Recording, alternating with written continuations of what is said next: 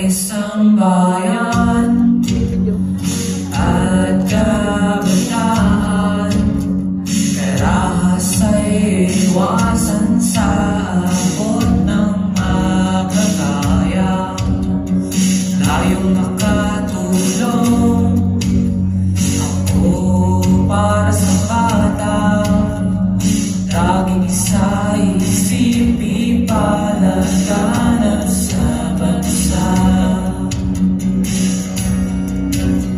Ako para sa bata, layuning magprotekta sa pangaming nakawawasak ng kabutihan.